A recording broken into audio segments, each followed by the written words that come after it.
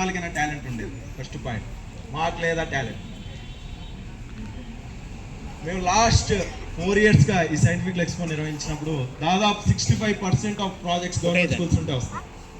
దాంట్లో approx winners కూడా దాదాపు 80% గవర్నమెంట్ స్కూల్స్ నుంచే ఉంటాయి. అంటే అక్కడ ఎవరికి టాలెంట్ ఉందని అర్థం. సో ఇప్పుడు మీరు వచ్చి పార్టిసిపేట్ చేసి ఏమవుతుంది, మీకు టాలెంట్ ఉందనేది అర్థమవుతుంది.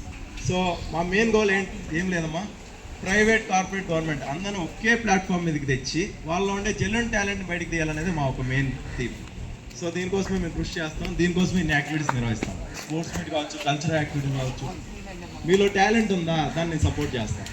అది ఏ టాలెంట్ అయినా పర్లేదు. అది గేమ్సా, సింగింగా, డ్యాన్సింగా, కల్చరల్, లేకుంటే కూచిపూడి వచ్చా, నీకు భరతనాట్యం వచ్చా, లేకుంటే నీకు రైటింగ్ వచ్చా, లేకుంటే మీకు మీరు ఏదైనా చెప్పగలరా, లేకుంటే మీరు అవేర్నెస్ చేయగలరా, లేకుంటే మీకు యాక్టింగ్ మీద ఉందా, అది ఎనీ టైప్ ఆఫ్ టాలెంట్ 100% దానికి సపోర్ట్ చేసే విధంగానే మా యాక్టివిటీస్ ఉంటాయి. అది ఆల్మోస్ట్ ఈ 6 yearsలో అందరూ చూశారు. ఖచ్చితంగా మీ టాలెంట్ని మీలో దాచిపెట్టుకోకుండా కొంచెం బయటికి ఎక్స్పోజ్ చేస్తే మీ టాలెంట్ మీకు కూడా తెలుస్తుంది. సో ఖచ్చితంగా మీరు అందరూ పార్టిసిపేట్ చేస్తారు కదా, చేస్తారా? ఎలా చేస్తారు అంటే మీ గురువు గారు చెప్తే ఓ ప్రాజెక్ట్ చేసేసి ఓ 4 ముక్కలు నేర్చుకొని చెప్తారా?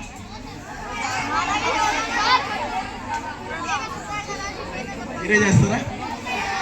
ఖచ్చితంగా. ఓకే, చేసేవాళ్ళు ఓకే, వచ్చి చూసేవాళ్ళు ఖచ్చితంగా పార్టిసిపేట్ చేసినా చేయకపోయినా ఖచ్చితంగా వచ్చి చూడండి అమ్మా. ఎందుకంటే మాట్లాడకూడదు లాస్ట్ నేను 5 నిమిషాలు అడిగా, ఇంకా నాకు 50 seconds టైం ఉంది. మీరు మాట్లాడతానంటే నేను వెళ్ళిపోతా. మాట్లాడతారా? వెళ్ళిపోను. రైట్. ఓకే, ఈ కార్యక్రమం కలాన్స్ విజన్ 2024 అనేది సందీప్ స్కూల్ గాలివీడ్ రోడ్లో ఉంది. So 28th, 29th Friday, Saturday ఈ కార్యక్రమం జరుగుతుంది. సో దయచేసి ప్రతి ఒక్కరు రాండి, విజిట్ చేయండి, పార్టిసిపేట్ చేయండి. Thank you so much.